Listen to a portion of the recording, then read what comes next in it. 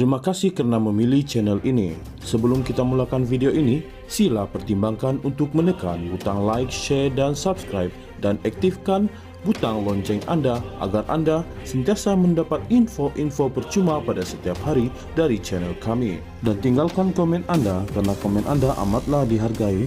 Terima kasih. Anwar Ibrahim berpandangan bahawa yang di-Pertuan Agong hanya patut mempertimbangkan tahanan rumah kepada Datuk Seri Najib Razak selepas kes 1MDB selesai. Beliau juga berkata tidak akan sesekali mengenepikan kuasa agung. Anwar berkata, syornya itu hanya akan dikemukakan jika diminta oleh baginda. Jika Agong meminta nasihat saya akan berkata, Tuanku, lalui proses itu, jelas Anwar. Anwar menekankan tentang kepentingan melalui proses sewajarnya dengan memetik keputusan agung sebelum ini mengurangkan sebahagian hukuman Datuk Seri Najib Razak. Beliau juga mengakui menasihatkan Yang di-Pertuan Agong agar melayan permohonan Datuk Seri Najib seperti mana-mana rakyat biasa yang merayu kepada lembaga pengampunan. Anwar juga mendedahkan telah memberikan Datuk Seri Najib Razak semua kemudahan yang ada di penjara, namun begitu beliau akui penjara tetap penjara. Dari kenyataan Anwar Ibrahim, beliau cuba memberikan gambaran bahawa beliau tidak akan mencampuri urusan pengampunan dan juga institusi kehakiman. Namun begitu, kedengaran sangat janggal apabila seorang Perdana Menteri mengeluarkan kenyataan bahawa beliau telah membatalkan titah perintah dari institusi yang di-Pertuan Agong. Dalam masa yang sama juga, beliau telah memberitahu dunia bahawa sebagai Perdana Menteri, beliau berada di atas perlembagaan negara. Bukankah titah adendum dari yang di-Pertuan Agong adalah satu titah yang sah dari sudut perlembagaan kerana ianya adalah kuasa prerogatif yang di-Pertuan Agong. Baginda boleh menggunakan kuasa tersebut sama ada sebelum, ketika atau selepas persidangan lembaga pengampunan. Dan dalam menggunakan kuasa tersebut, Baginda yang di-Pertuan Agong tidak terikat dengan nasihat dan keputusan lembaga pengampunan. Mungkinkah Anwar lupa pengampunan penuh yang beliau perolehi dari yang di-Pertuan Agong telah dilakukan dengan kuasa prerogatif yang di-Pertuan Agong? Walaupun didakwa lembaga pengampunan ada bersidang, namun tanpa kehadiran wajib peguam negara dan menteri wilayah, adakah persidangan tersebut sah? Mahkamah juga telah membuat keputusan pengampunan tersebut adalah sah kerana ianya kuasa prerogatif yang di-Pertuan Agong. Isu sama ada proses pengampunan tersebut berperlembagaan atau tidak kerana tiada kehadiran wajib, dua korum lembaga pengampunan langsung tidak disebut oleh mahkamah.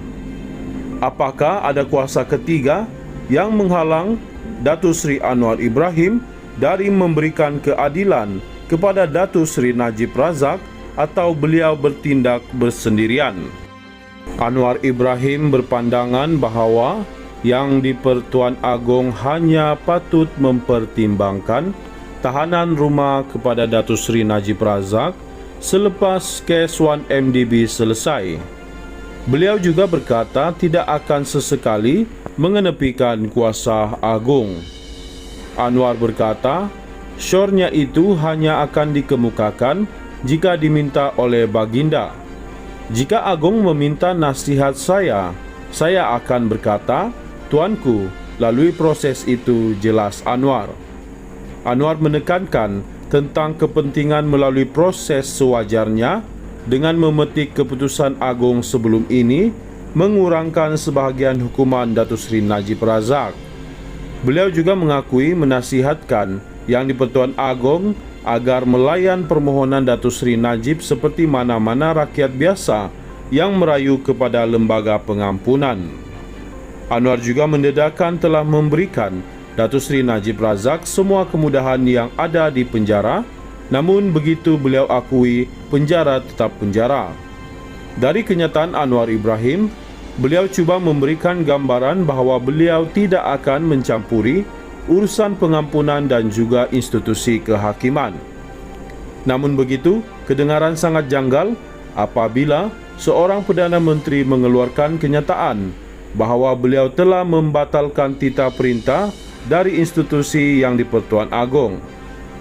Dalam masa yang sama juga, beliau telah memberitahu dunia bahawa sebagai Perdana Menteri, beliau berada di atas perlembagaan negara.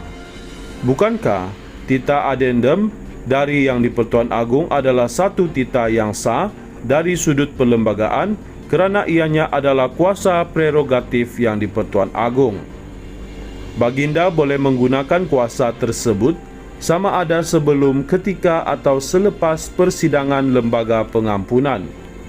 Dan dalam menggunakan kuasa tersebut, Baginda yang di-Pertuan Agong tidak terikat dengan nasihat dan keputusan lembaga pengampunan. Mungkinkah Anwar lupa pengampunan penuh yang beliau perolehi dari yang di-Pertuan Agong telah dilakukan dengan kuasa prerogatif yang di-Pertuan Agong? Walaupun didakwa lembaga pengampunan ada bersidang, namun tanpa kehadiran wajib peguam negara dan menteri wilayah, adakah persidangan tersebut sah? Mahkamah juga telah membuat keputusan pengampunan tersebut adalah sah kerana ianya kuasa prerogatif yang di-Pertuan Agong. Isu sama ada proses pengampunan tersebut berperlembagaan atau tidak kerana tiada kehadiran wajib, dua korum lembaga pengampunan langsung tidak disebut oleh mahkamah. Apakah ada kuasa ketiga yang menghalang Datuk Seri Anwar Ibrahim dari memberikan keadilan kepada Datuk Seri Najib Razak atau beliau bertindak bersendirian?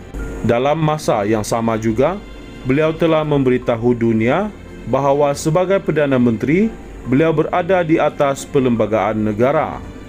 Bukankah titah adendum dari yang di-Pertuan Agong adalah satu titah yang sah dari sudut perlembagaan kerana ianya adalah kuasa prerogatif yang di-Pertuan Agong? Baginda boleh menggunakan kuasa tersebut sama ada sebelum, ketika atau selepas persidangan lembaga pengampunan.